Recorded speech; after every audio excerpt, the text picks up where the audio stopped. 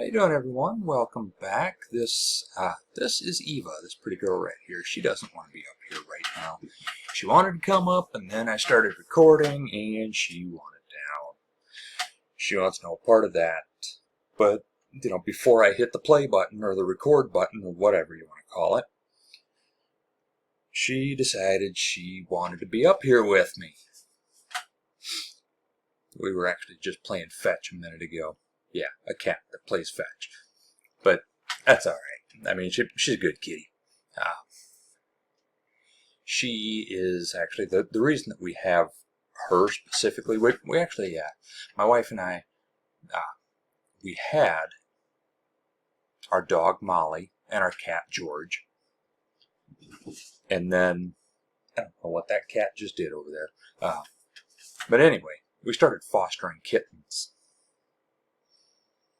And, well, now we have the dog, Molly, the cat, George, the cat, Elliot, the cat, Penelope, the cat, Eva, and the cat, Chester. So, yeah, that's 5 cats and a dog. And, in fact, that's Eva down here again. I saw somebody down here. I figured that was probably her, but... And the funny thing is, I mean, they all look very different, and they all have very different personalities. And I wasn't really sure what I was going to do a video about.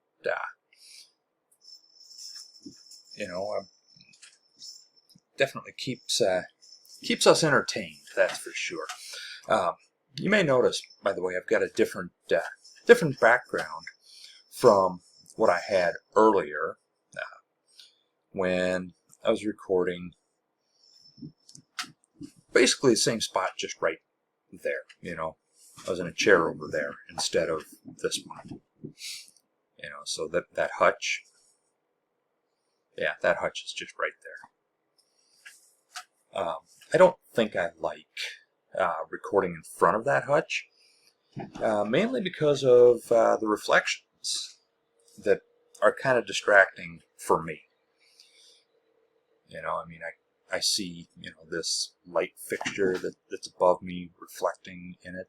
I see the television, which is way over there, reflecting in that hutch. So all the way over there, and it's reflecting right there.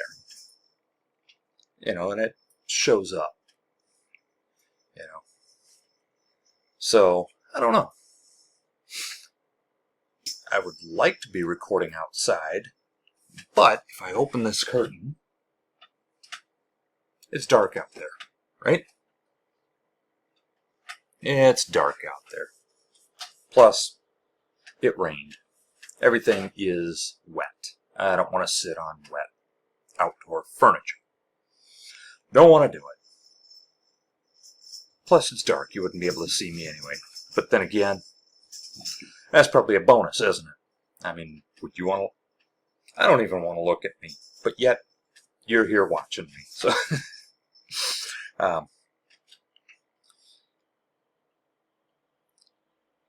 yeah. So there was a point to this video, and I don't remember now what it was, other than testing out the different recording spaces. I might record here when it's dark outside. I mean, this isn't so bad. Not overly thrilled with the lighting situation, though. I mean, I could turn on this lamp that I have right here, but then that just seems overkill, That just, I don't know. But this seems too dark. This seems too dark, and that just is too much. So, I don't know. So, what's in my head right now? Really all kinds of things. One of my very first videos ever, I actually discussed mental health and my own struggles with it. Particularly, in my case, post-traumatic stress. I do not call it PTSD. because in my mind, it is not a disorder.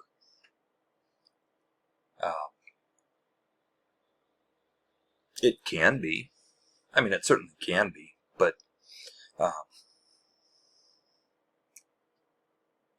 it doesn't have to be a disability. In my case, it is.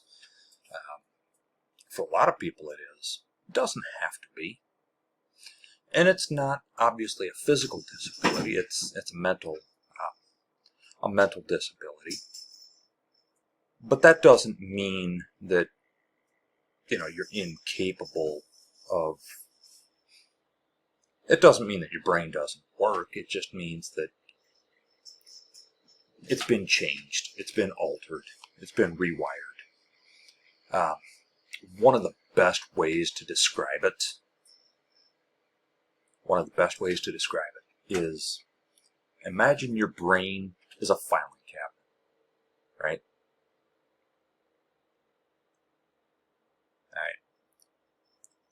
I don't know. My wife has an office because she works from home, right? So if I were to go into her office, open up the filing cabinet, take everything out, and all the drawers in the filing cabinet, just take everything and just throw it randomly across the room, right?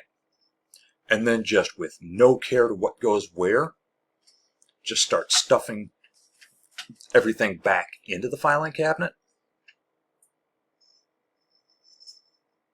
That's actually a good way to describe post-traumatic stress. At least as it pertains to me. Actually, I'm pretty sure that's a good way to describe it for pretty much anyone, right? So, why am I discussing this? Well, because as you've seen, the channel is called In My Head. Yes, I do a lot of political content, but I also did a fun video about hills that I'm willing to die on. That, one of the things that, in fact, I had commenters from Australia and Canada who had suggested cookies that are commercially available in their countries. I believe the Australian cookie was Tim Tam or something like that. And the Canadian cookie was President's Choice or President's... I want to say President's Choice, but it's President's something. My apologies to my Canadian friend who left that comment, that I'm blanking on the name of it right now because I didn't anticipate bringing that up in this video, so I didn't go back to reference it. But that was in response to me being willing to die on the hill that Oreos, although they are billed as Milk's favorite cookie, are not. Chips Ahoy deserve that honor, right? And I'll die on that hill. But again, that's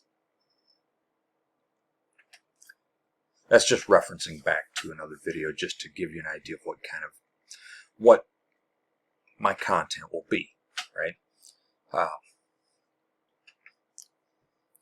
I am a combat veteran, U.S. Army, 2 tours in Iraq, 1 in Afghanistan. Came home from Afghanistan in 2010. And got out of the Army in 2012.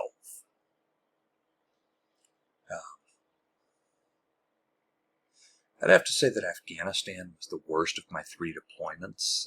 That's the one that contributed the most to my post-traumatic.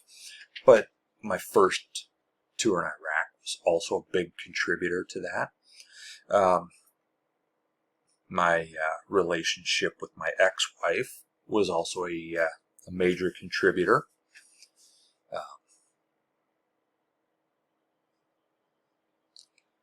So, I mean, it's a long list of things, right? it's not one thing, right? And, I wouldn't say life is hard for me, but it's more difficult than it needs to be. And I go to therapy for that. In fact, I was just talked to my therapist this morning. So, 12 hours ago at time of recording, I was actually leaving his office. So, not that you know what time I recorded this, you just know that it's dark outside, and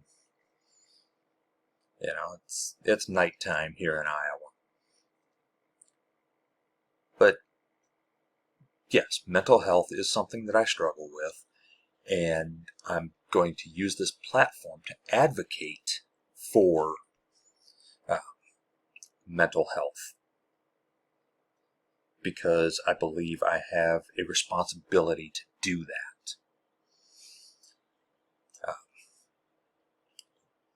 And one way that I'm going to do that is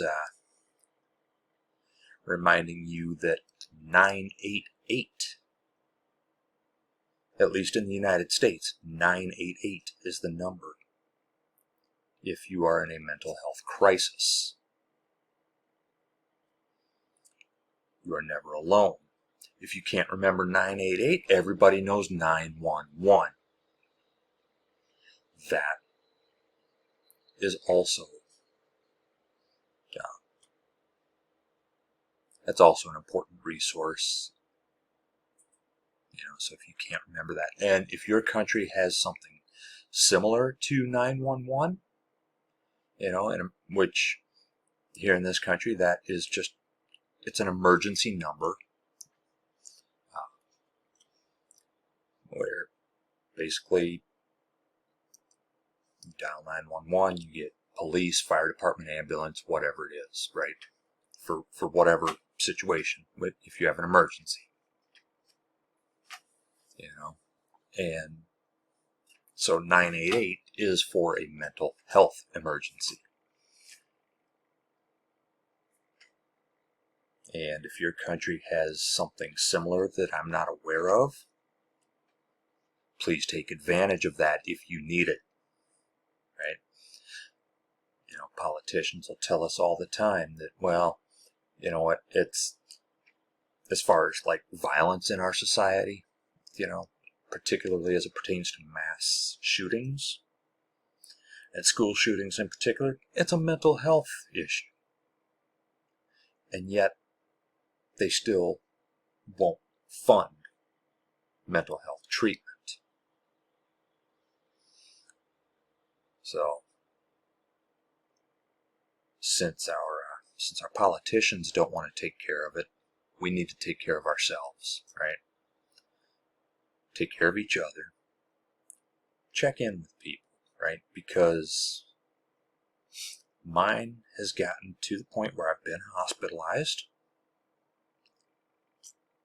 and I'm not asking for any sympathy. I don't want any pity or anything like that. I want to help people in need, just like I have been helped when I was in need, right? And if that means I have to literally talk you off of the edge, I will do that. And it's never been an edge necessarily, but I have talked people from that point before. I've also been at that point before. So make sure you're taking care of yourself. Whatever you need to do to make sure that because your mental health is just as important, if not more so, than your physical health. So make sure you're taken care of. Make sure those around you are taken care of. All right? See you next time.